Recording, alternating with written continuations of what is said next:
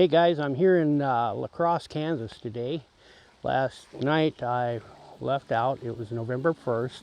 I finally left out for my what I'm calling the Southern Migration 2019. Heading south, I hope to maybe get to Florida at the end of my little trip here. Got some friends down there I want to see. People Kentucky, Tennessee, Alabama. So I'll be adding some new states to my refrigerator magnets. Cool, huh? So last night I stayed in Lacrosse, like I said, but we stopped off in Hayes on the way in and stopped at the old Fort Hayes. Pretty interesting, but I got there too late and it was after closing hours, but we got the sunset. So Noman, Andrew, and I got out and took some pretty cool photographs of the fort and whatnot, and I'll include a few shots here. Then we moved on into Lacrosse. I found on an app, and I'll add the app name down at the bottom here if you're interested. But I found a campsite or an RV site in a little town called Lacrosse. This is Grass Park. It's the city park here in Lacrosse, and it offers full hookups. There's five RV spots, and you can get water and hook up. It said free on the app, but it was actually 25 cents per 30 minutes. So for like to keep my heater running all night long, cost me less than $5. You can't beat that. So I had heat all night long, nice and warm, even though it dropped down to about 28 degrees. I was still very comfortable. So I'll give you a little tour of the park here. It's quite a pretty little park. Looks like it'd be a lot of fun in the summertime. They do have a great museum. I checked it out last night. It was all lit up. Got a few night shots.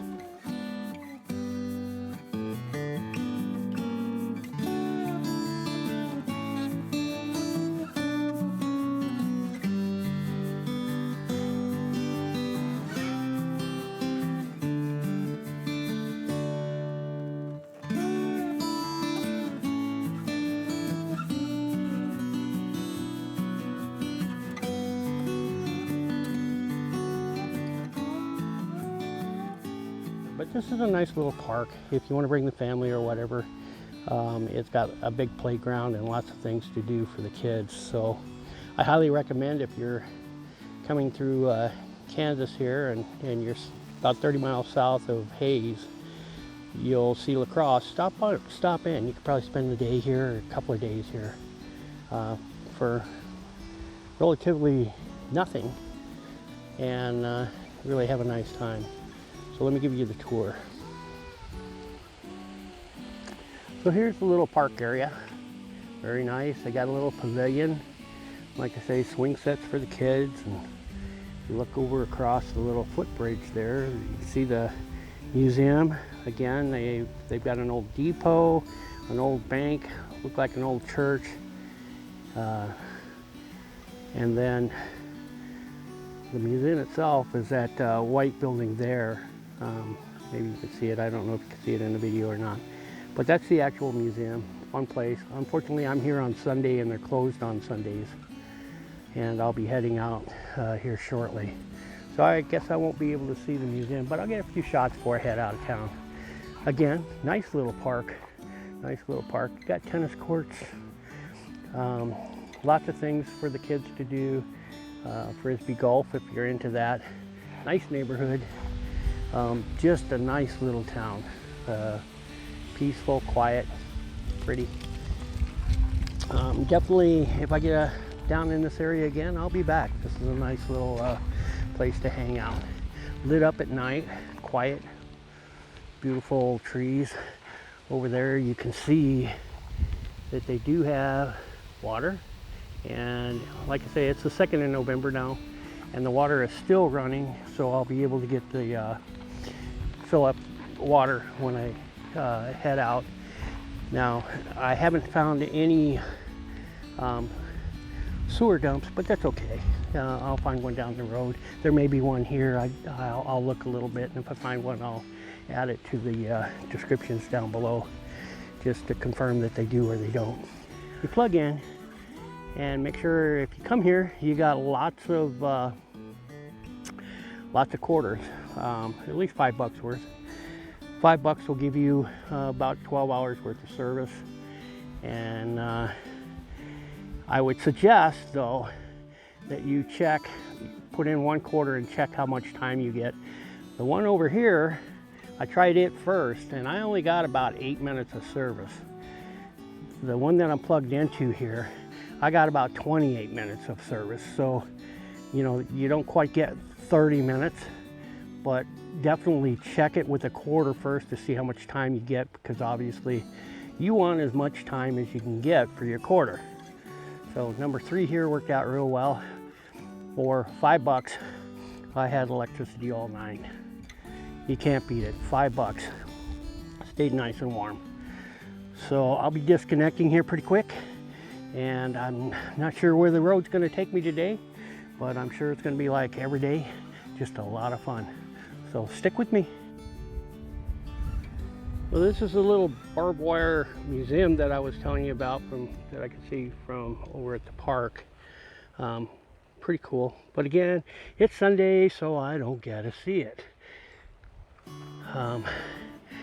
Fixing to head out to I don't know where. Just down the road. So I'm not sure what I'll see today. But this is all pretty cool. I wish I could get into the buildings. It looks interesting. The old bank, I wonder what you can see inside or not. Let's have a look. It's kind of neat. None of this stuff is fenced out. I mean, you can look. They don't try to keep you out on their closed hours, which is pretty cool. I mean, you just drive right in. And on the park side, all I had to do was walk over the little footbridge. So let's check out the bank, see what we can see through the window. Let's see, Nakoma State Bank. You can see inside there. Oh yeah, a little bit.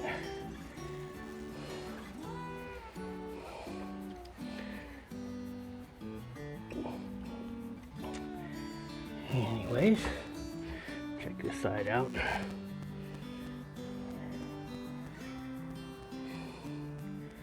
Kind of neat.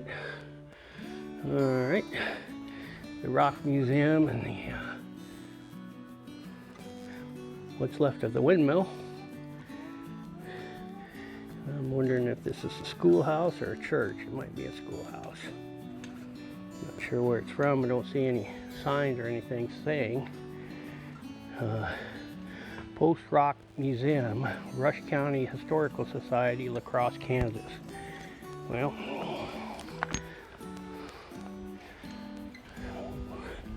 what Post Rock is. I like how they make these limestone blocks and then they make fences out of them. Sometimes you'll see entire farming fields for miles lined with the limestone post, and they actually string barbed wire around them. I think maybe there's an example over here I'll walk over to. But pretty cool. They do that a lot here in Kansas. Limestone is found everywhere. But it's kind of funny because as I was digging around trying to find a rock when I was at Cheryl's to set up Halloween decorations and whatnot, I'd be danged if I could find a rock anywhere bigger than maybe a couple of inches in diameter. So to find a heavy rock to hold the dolls and stuff down, I actually had to drive out of town and find some limestone somewhere that I brought back to Cheryl's just to put weight down on those decorations. That was kind of interesting. Unlike Colorado, you dig 2 inches or heck an inch down, you're going to hit a rock. So it's easy digging here in Kansas. But this is what I was talking about, the barbed wire fence. You'll see miles and miles and miles of these limestone posts that the farmers have used to line their fields with, and then strung barbed wire around them. Pretty cool. They also I guess it must be fairly easy to chisel because they also use them a lot as yard decorations and then chisel their names, last names into the blocks and stuff. So, even though it's unique for some of you to see, it's actually something they do a lot here in Kansas. This is the old depot. Rush County Historical Museum.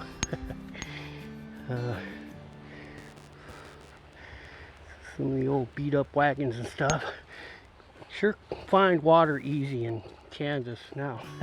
Question is, do you want to drink that water? I usually just buy bottled water for the RV and I'll fill up water wherever, because I don't do much with it other than dishes and shower and stuff, but some of it's pretty nasty. Here's a big ball of barbed wire, a little block of barbed wire. Hate to unstring that one, but I bet it's easier than what you think. Now that one would be tough. That's a block. And we got some of the limestone exhibits and the bulk of the museum. Dang, I'm not even sure they're open this time of year. Actually, check the hours over here. I see something that says closed for the season, so I would have missed it anyways.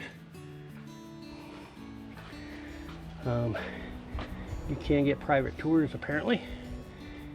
Just give them 24 hours notice and they'll come out and meet you. That's pretty neat. So you can get a private tour.